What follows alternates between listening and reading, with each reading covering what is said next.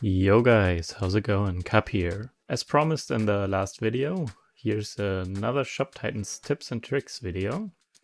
And these tips will be overall more tailored towards intermediate and advanced players. So let's begin.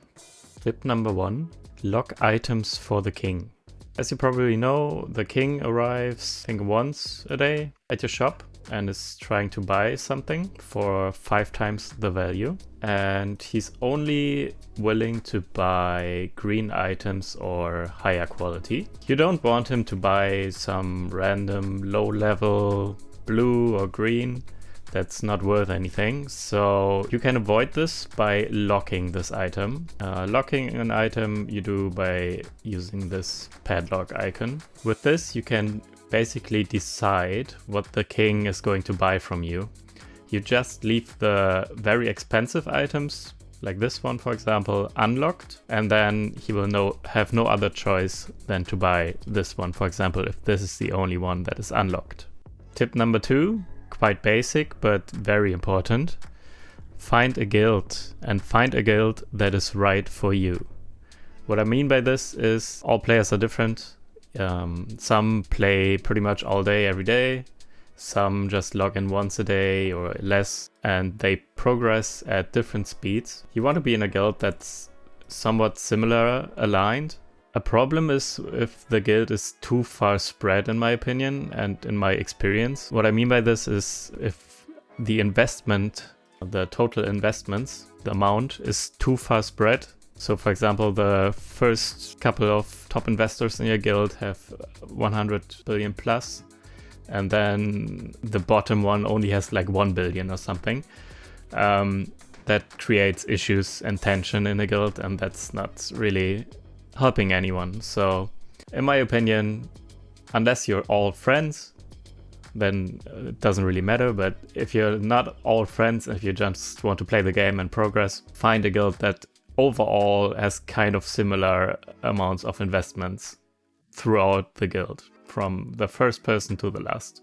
Tip number 3 is actually kind of related to the last point. You can boost lower guild members through guild requests. For example, if some are a bit ahead in terms of investments and other people can't keep up, you can help them. They can do a guild request for some high value items.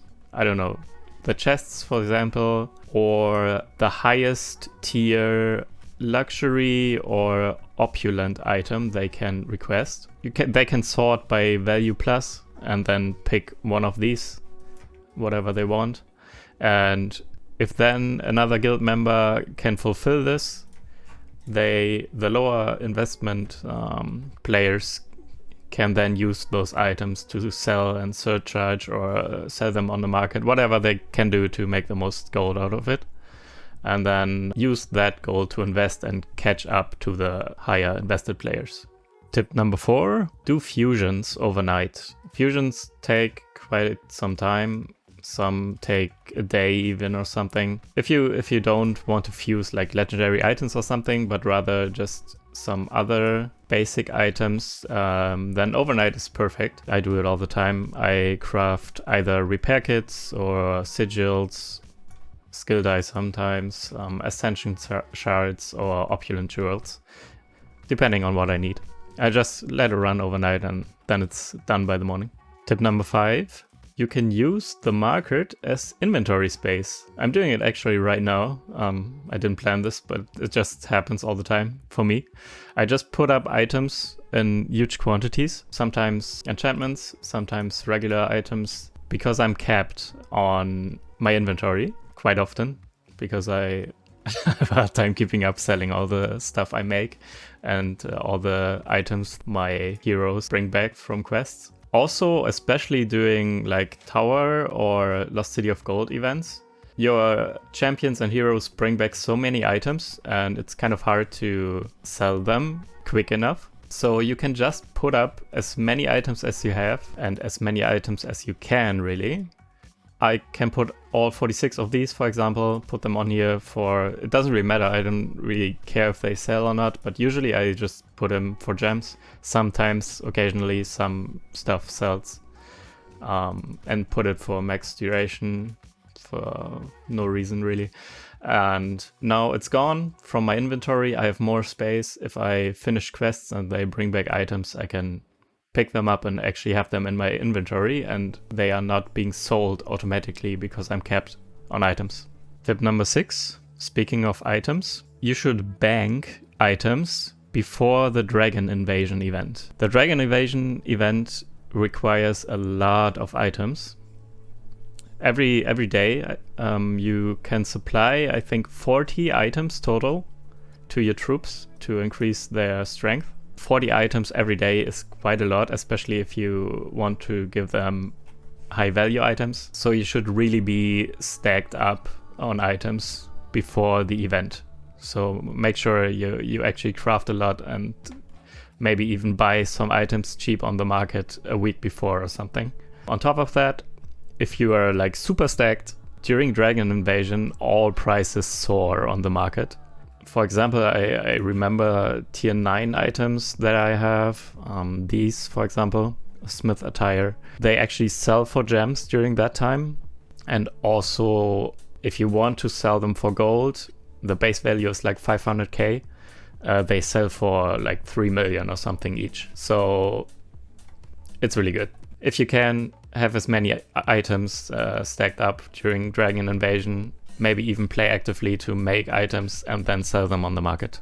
Tip number 7, bank some gems for market chest offers and also 1,500 for season passes. Occasionally, it feels like every 3 months or less even.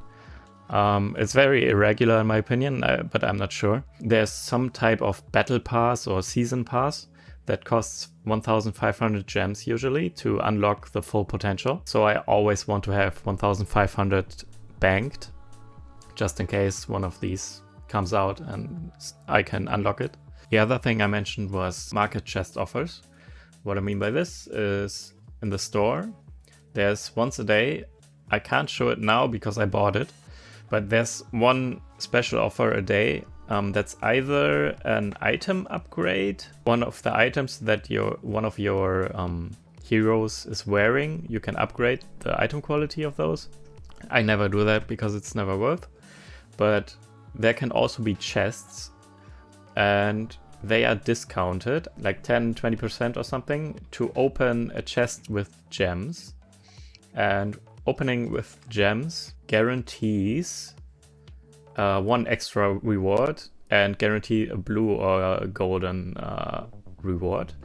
And these are either like coins for your heroes or ascension shards or research scrolls or these exclusive patterns. I think it's worth it because I can always use all of those things and I always unlock the discounted chests with gems. Tip number 8. If you're playing on PC, there are keybinds actually to quickly sell small talk, etc. For example, S is small talk, Z is refuse, Q is suggest, discount is E, surcharge is F, sell is C, and moving left or right to another item is left is A, right is D. Tip number 9. Even if you're capped on all components, you should still send your champions by themselves on quests. I'm not capped on all resources right now, so it doesn't matter. But if you are, you should still send your champions out because they can bring back items and maybe gems, chests, keys, whatever. And also, you don't lose anything. They don't have equipment that can break, so it's worth to just send them for some extra gold potential. And the final tip from me is set yourself goals to keep having fun. As we all know, we should play this game for fun. And I find it very important to set myself goals to complete that I can work towards. They keep me engaged with the game and actually make it very much enjoyable. So example for some goals that I had in the past or still have, for example, upgrade all furniture to level whatever you can, For example, most of mine are 14 or 13, so maybe 14 is a goal. Or to fully ascend a line. For example, here my heavy boots are all ascended. I completed this at some point. Another goal could be to ascend all item lines to 15. It's a common goal for ascensions to have all at 15, because at 15 you get reduced surcharge energy of 10%, so it's easier to sell them for double the price. You could also finish your collection book. I did most of what I could without spending too much money. I'm at 18k, 400 something. I will never reach this book. I already came to terms with that. Yeah, those are just a couple of examples, but it's really important to keep having fun and to set yourself goals to do that. Anyways, thank you guys for watching. This was another Shop Titans tips and tricks video. I will do a few more Shop Titans videos in the future, so if you want to see those, please leave a like and subscribe. Thank you for watching. See you in the next one. Bye!